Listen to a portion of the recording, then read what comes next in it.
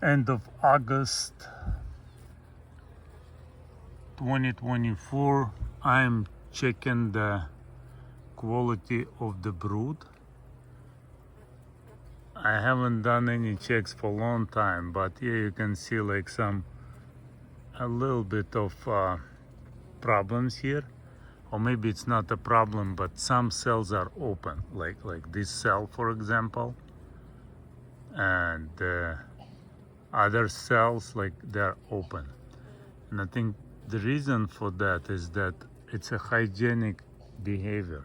Like the smell is okay, so it's not like AFB, American foul brood, but it does some problem. Maybe it's mites, and the bees have this hygienic behavior because I make my own queens, and I know that they survived without any treatment last year. So this queen, and so I made this hive out of that queen, and this looks good. Like, see, there's some larvae here, eggs, so everything is good. Some honey, some little bit of pollen. Like it's a bit short on the pollen, but as far as reading this comb, it doesn't look too suspicious, right? See, this one is open, and they usually do it. Hygienic bees, they open cells to suppress mites, right? So somehow they can hear that the mites are in there. They open the cell, and they essentially kill larvae and or kill mites. But I think it's they killing larvae, because like you can see killed larvae or dead larvae. I saw it somewhere. Let me check. I think it's here. Yeah, see some dead larvae right here. So they kill larvae, and then they clean the cell, and they control mites in that sense. So this is their approach, hygienic behavior of the bees. And this is my check. Like I can see some queen cups, but no queens. Okay, the bees get agitated. Okay, they wanna sting me a little bit, but that's okay. And then I see yellow jackets. I think I just closed this hive because it looks to me like if the brood is here, the very top, that means like the boxes here are empty. So I just know that, and at some point I will have to remove these empty boxes and rearrange the nest, like in some point in the near future, because it doesn't look like, if the brood is here, then most likely they don't have any honey here, and if they don't have any honey here, so the only honey they have is like this box is pretty heavy in the super, but I can't even extract it because it's just one super. They need that super to survive. So I just take a note on this hive that I need to rearrange them for the winter, and that will be it. Okay, that's the situation.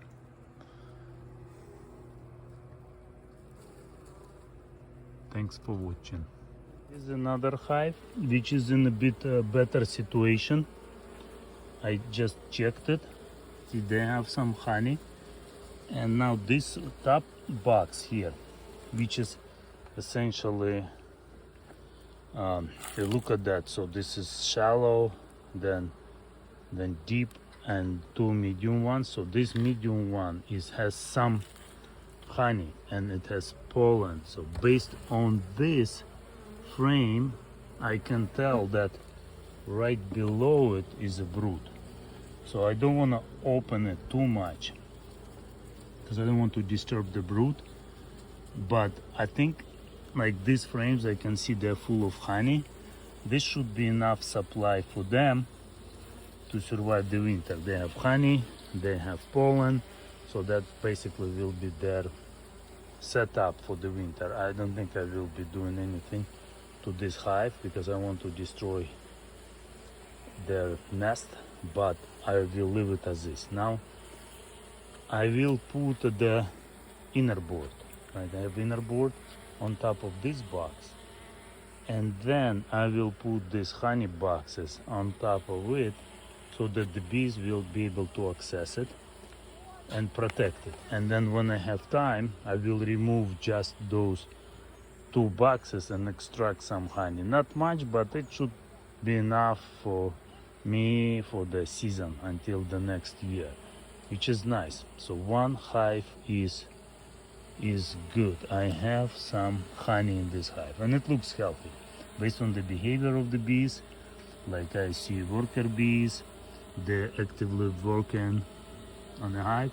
They don't care about they don't care much about me, so they are not agitated. That means they have queen and everything is looking good. So I'll just leave it as is, like, because I'm for natural beekeeping, and this will be my natural setup for winter, right? So we're gonna have these boxes. It doesn't look pretty, but it should work because they already built what they needed for the winter. And they need honey, the top box, and then I suspect lots of honey here, and the brood is here. And then once I rearrange these boxes and they will stay there for a few days, they can take part of this honey and bring it inside to fill in whatever spaces they have. So that's it. So I will close it, right? I'll put this frame, and see this frame is with the pollen, right? So it's a nice pollen covered with honey, prepared for the winter. So I will put it back. Okay, let's close these 2 boxes, right? So they have honey. Like, this is full of honey, this is maybe 80% full of honey. I will put them on top of the inner board, and the inner board, the bees will have access to the honey to take care of it, and then I will be easily removing it without disturbing the hive when the time will come, maybe in a couple of weeks or so, because I want the honey to be ripe, to ripen a little bit, because the bees actually, they work on honey to make sure it's a good quality honey. So I'm gonna give them that opportunity, and this will be my harvest essentially. Not much, not like last year, but that should be enough. It's basically a couple boxes of honey. How much can you eat, right? So this one is empty, needs to be rearranged. This one is already good for the winter. All right, thank you. Now I put 1 box. Just wanted to comment on the smell.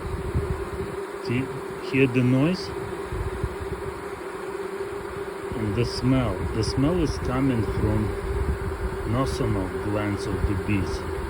They are producing pheromone to kind of lead direction to other bees. See, like this bee is producing it from those glands, nostril glands, that special pheromone. And the smell is absolutely amazing. Scientists basically determined that it's a composition like rose essential oil with lemongrass oil mixture, but I think it smells much better. I absolutely love this smell. It's coming out from the hive like a powerful fan producing that smell. Amazing. Okay, I'm gonna close it. Thank you, bees, and bye.